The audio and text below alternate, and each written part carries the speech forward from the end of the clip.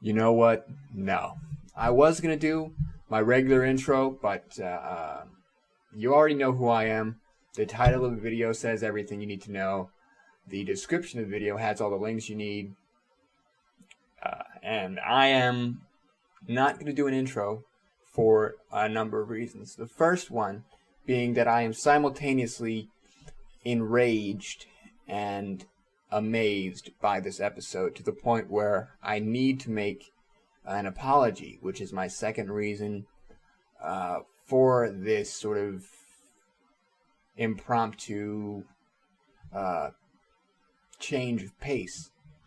I need to extend an apology to Grant Ward of Agents of S.H.I.E.L.D. If you guys follow my Agents of S.H.I.E.L.D. reviews, if you watch Agents of S.H.I.E.L.D., you know that I'm not the kindest person or a critic when it comes to Grant Ward. I have at times called him useless, boring, uninteresting, the worst character in television history, and officially, on the record here, I'd like to apologize to Grant.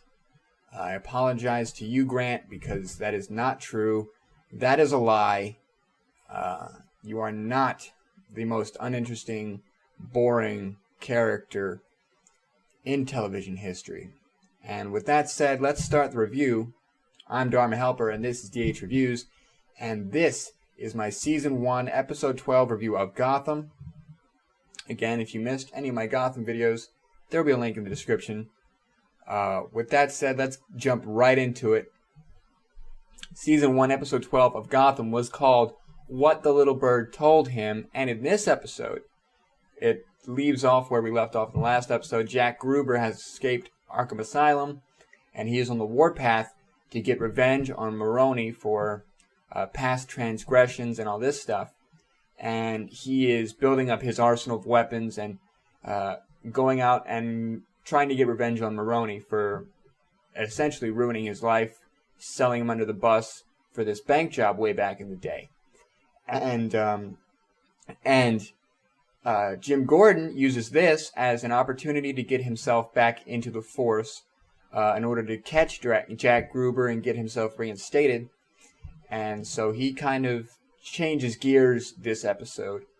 And the other things that happen in this episode involve the Mafia and the mob, with Carmine Falcone and Fish Mooney and their confrontation coming to a head and ending in a way that I anticipated and expected, and a way that is going to be bloody and challenging for everyone involved. So that's the basics of the story of this episode. So with that all being said, let's talk about the characters in this episode, and let's begin with Jim Gordon. As I said, Jim uses the escape of Jack Gruber to allow himself back into the GCPD and to get himself back on the case, and eventually to get himself reinstated. And we saw a different Jim in this episode, I think, than we've seen previously. Somebody who is not willing to compromise necessarily on his beliefs and his morals and all this stuff, but someone who understands more now than he did previously the way that Gotham City works and the way that things are going to have to get done. The gloves for him are going to come off in this episode. He's not willing to play nice anymore, as he says. And I think that's going to inform his decisions and his plan in the future episodes very, very much so.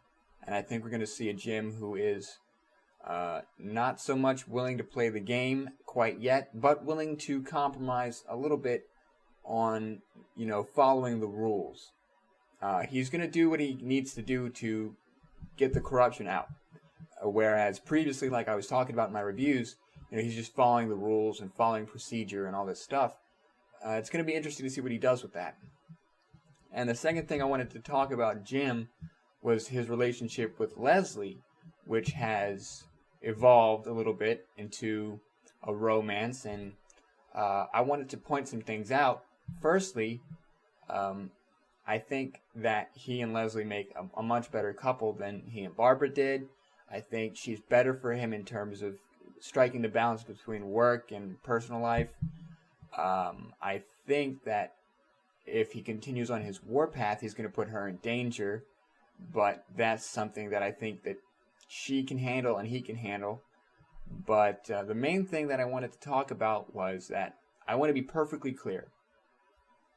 Barbara, and you can comment down below if you disagree or whatever you want to talk about this. Barbara ended the relationship the minute she walked out and went with Montoya. So any hate for Jim or any kind of, talk about, Jim being a cheater or anything like that, I disagree with that on every level. Jim, that relationship between Barbara and Jim is over, and she instigated that. And so I'm glad that Jim is able to move on and to forge a new relationship and a better relationship with Leslie Tompkins. So that's Jim for this episode. Again, really the main thing here is that he's back on the force. He knows the game a little bit better, and he's going to play by his rules, although he's going to augment a little bit the way that he was doing it before.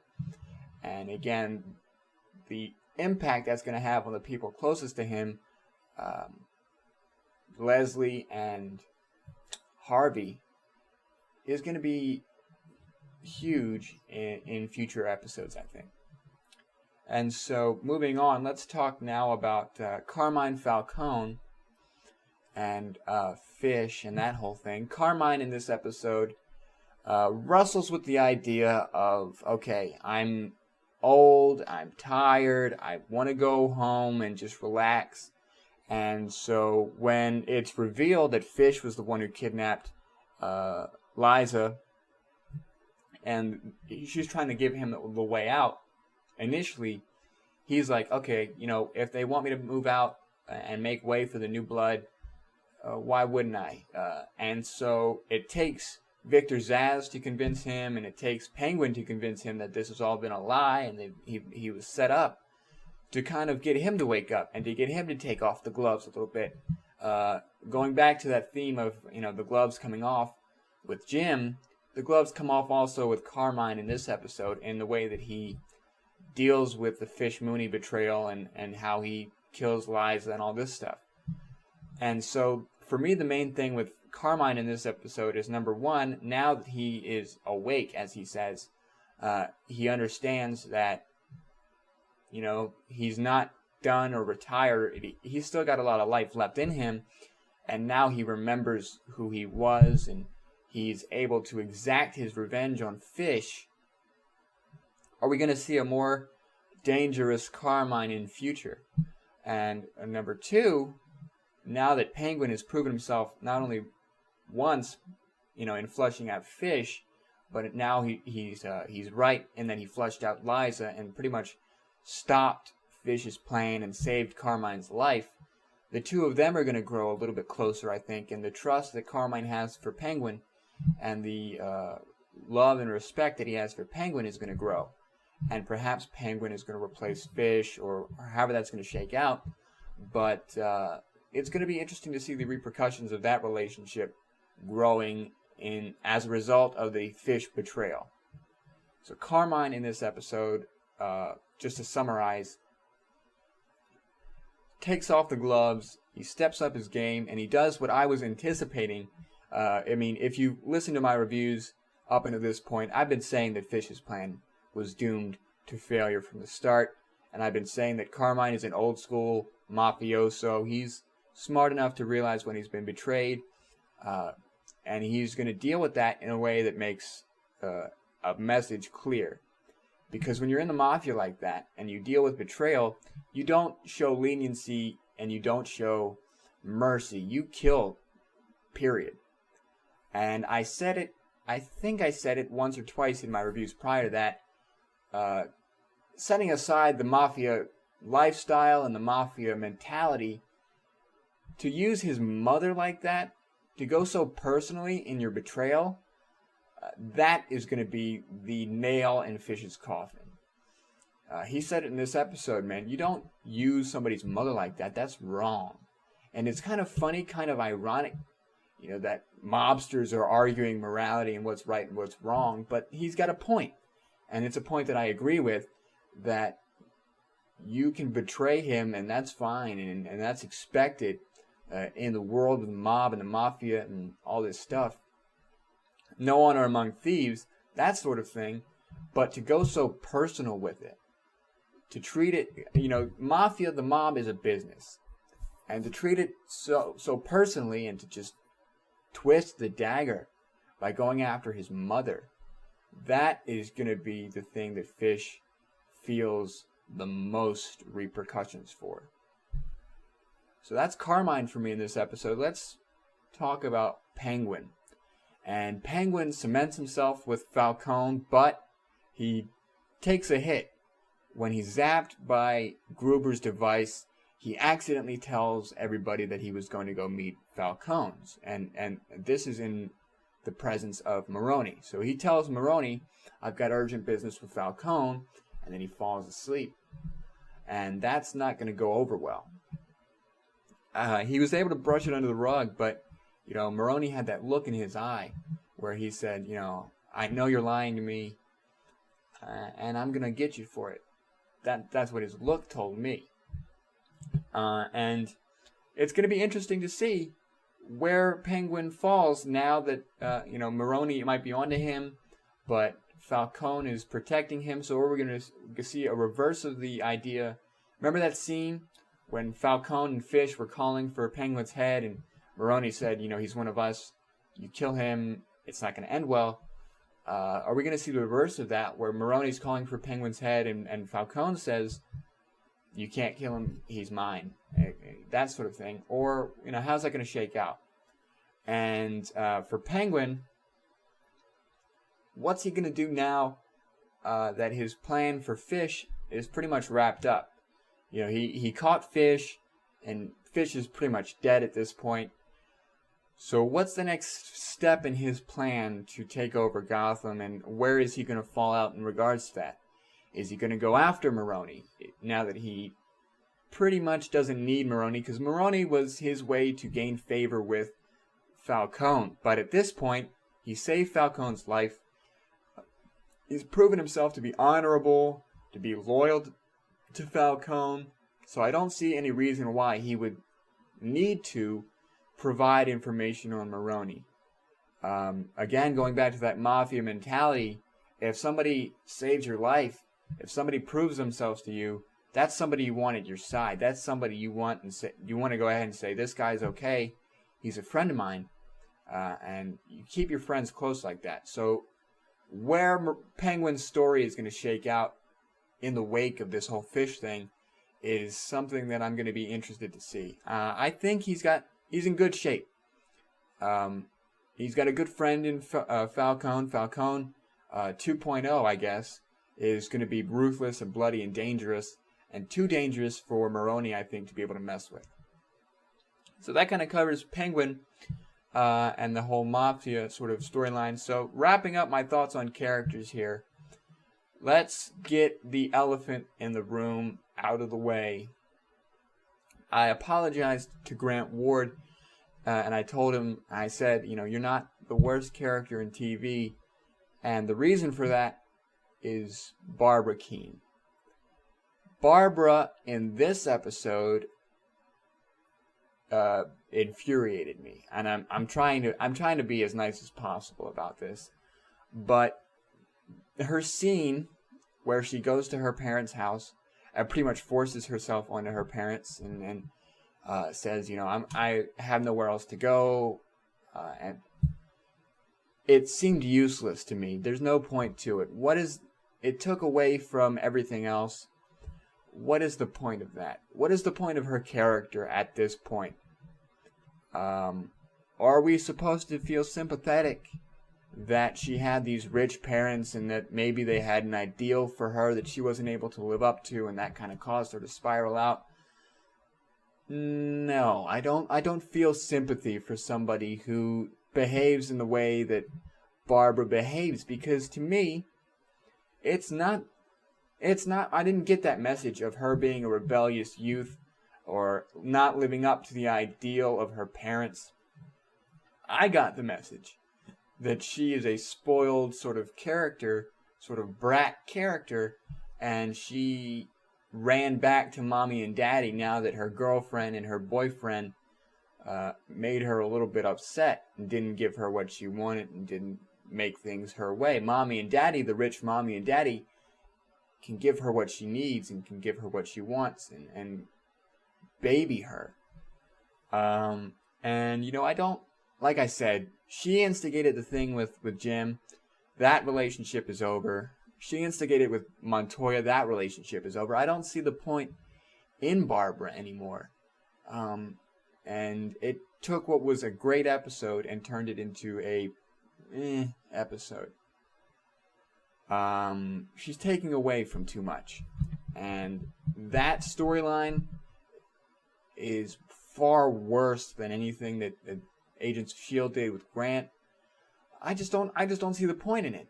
And they better get to the point quickly, because dragging their feet on this whole Barbara thing is making everything else suffer.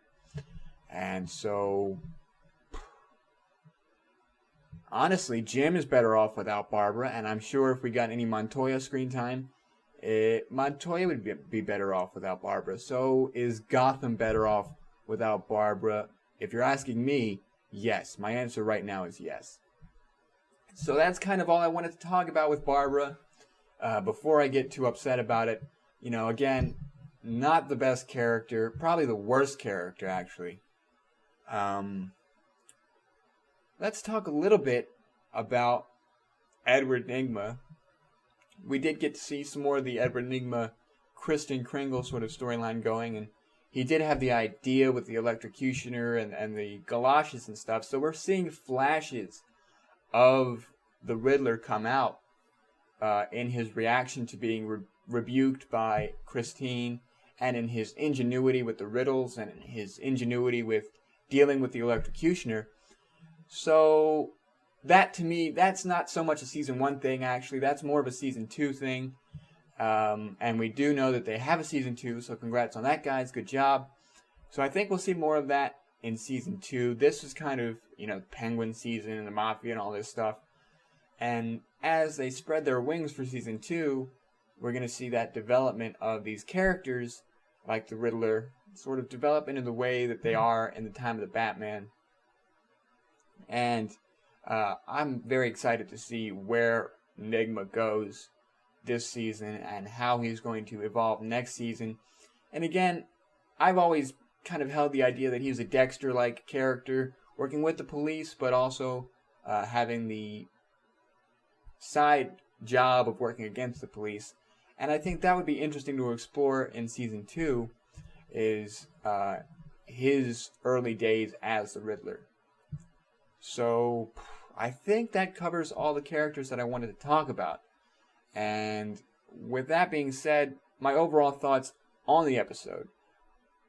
It could have been a 10 out of 10 without all the Barbara stuff. The electrocutioner stuff was fantastic. The music was fantastic this episode. The effects with the electrocutioner were fantastic this episode. And it really felt like a comic book series. The villain, the electrocutioner, felt like a comic book villain. And that they were able to step outside the crime drama, detective drama that was the first couple episodes, really allowed Gotham to shine through and to stand out.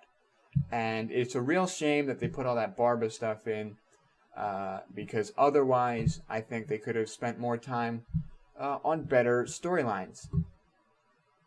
But other than that, probably a 9 out of 10 type episode.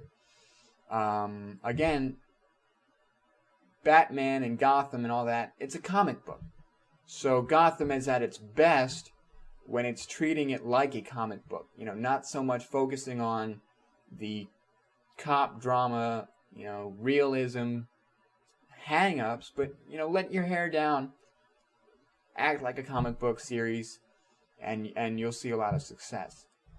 With that being said, if you enjoyed this review, guys, leave a like so I know I'm headed the right direction. Share this video on Facebook, Tumblr, Twitter, wherever you have to get the video out there.